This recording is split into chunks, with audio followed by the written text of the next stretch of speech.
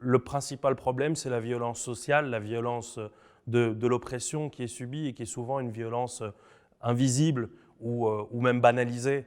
La seule réponse à la violence, c'est la violence.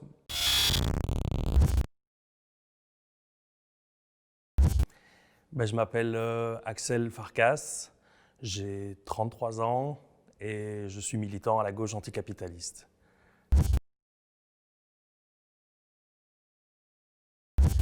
On est une organisation qui essaye d'abord de comprendre la société dans laquelle on vit. Donc on a énormément de débats, de discussions. Les débats sont parfois même animés à l'intérieur de notre organisation. On n'est pas une organisation où tout le monde doit être d'accord, tout le monde doit avoir la même ligne. On a des principes de base et donc on essaye de comprendre la société et de voir comment est-ce qu'on peut changer les choses. Il y a des mouvements sociaux, parfois on est à l'initiative de certains mouvements sociaux, parfois il y a des mouvements sociaux qui naissent de gens qui sont en lutte spécifique, etc. Et on essaye d'intervenir là-dedans et de par notre formation, de par nos discussions qu'on a en interne, on essaye d'amener les choses un petit peu plus loin et la réflexion un petit peu plus loin.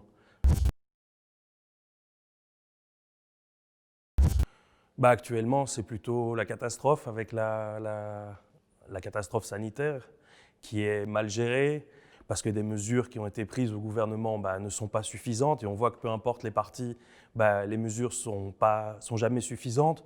On nous supprime tout sauf le fait de pouvoir aller travailler et donc il y a clairement une volonté de privilégier l'économie, de privilégier les profits de certains, en général les plus riches, au détriment de la santé des gens.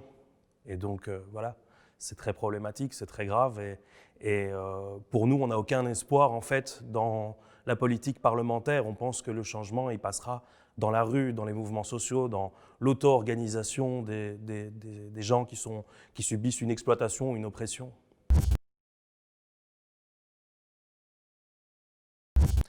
Les manifestations, pour moi, c'est une démonstration de force. En anglais, on dit demonstration, et je trouve que c'est vraiment ça. C'est une démonstration de force d'un mouvement social à un certain moment donné. Et c'est aussi un outil pour permettre de sensibiliser une population large ou restreinte. Ce n'est pas nécessairement un mode d'action. Par l'action, on a par exemple la grève, qui est un outil qui fonctionne assez bien pour obtenir des choses. Ça a été un outil qui a été repris notamment dans le mouvement féministe, suite à un appel international qui est parti d'Argentine, si je ne me trompe pas, pour faire une grève le 8 mars, la journée internationale de lutte pour les droits des femmes. Et donc, une grève féministe qui, notamment pas si loin d'ici, en Espagne, la dernière fois, c'était 6 millions de femmes qui faisaient grève. Et donc, il y a un mouvement aussi qui se construit ici en Belgique, avec des manifestations. Ça permet de mobiliser, ça permet de sensibiliser, mais aussi pour passer ensuite à l'action.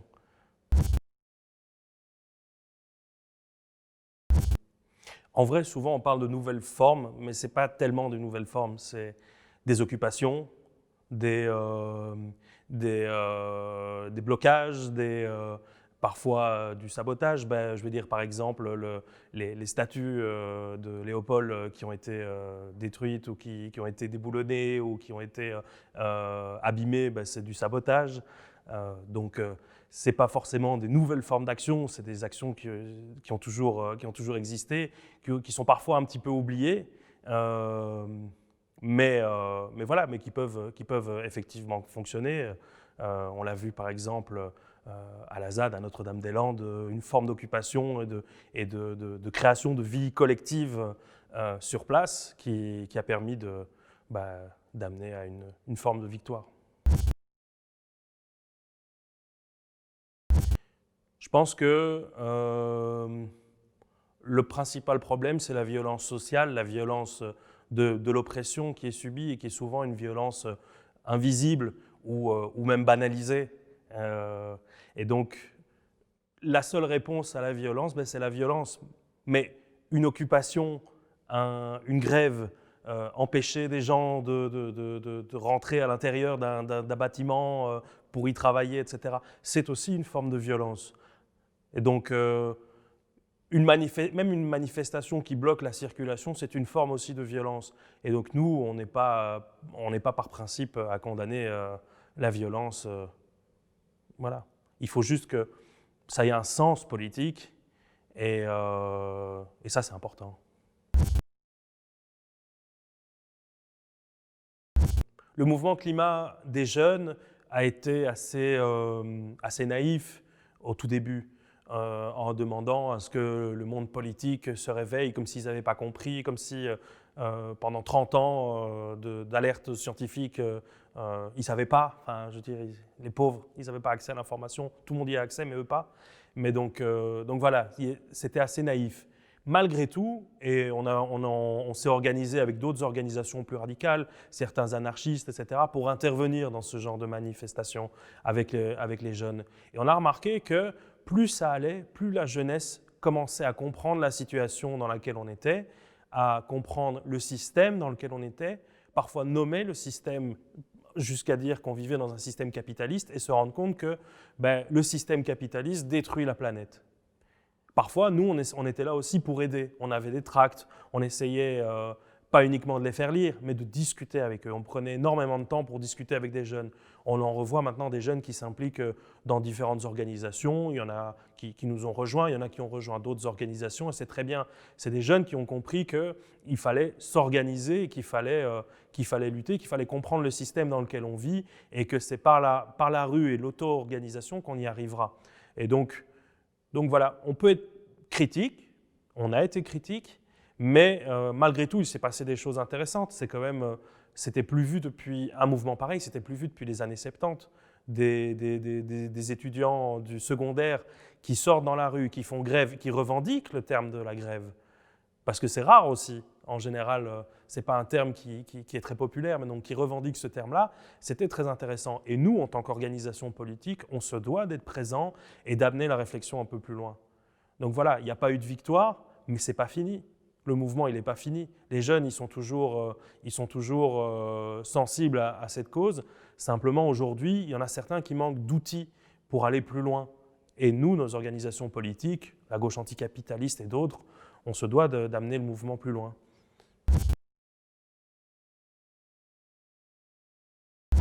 Oui, c'est de leur donner les outils. La compréhension, je crois qu'elle s'est fait quand même assez rapidement. Et il y en a certains qui n'ont vraiment pas eu besoin de nous pour comprendre. Et donc, voilà, c'est de donner les outils, mais humblement, enfin, je veux dire, sans être paternaliste non plus. Et si on avait la solution, on aurait déjà fait la révolution, voilà. Donc, c'est d'essayer de donner des pistes aussi de réflexion, mais, et comme je le dis, pas en étant paternaliste, c'est-à-dire en participant au mouvement social, tout en respectant son autonomie, mais on ne se voit pas juste comme des observateurs qui viennent dire ce qu'il faut faire. Pour nous, il faut, pour utiliser une expression de foot que j'aime bien, c'est il faut mouiller le maillot. On n'est pas juste des théoriciens. Nous, on est des gens qui s'impliquent dans les mouvements sociaux et qui construisons les mouvements sociaux avec les autres.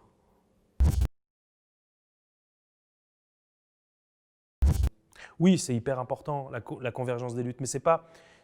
Souvent, les gens voient la convergence des luttes comme un mouvement unitaire, un bloc uni, avec les mêmes spécificités, les mêmes choses. Nous, ce qu'on défend, c'est l'autonomie des mouvements sociaux.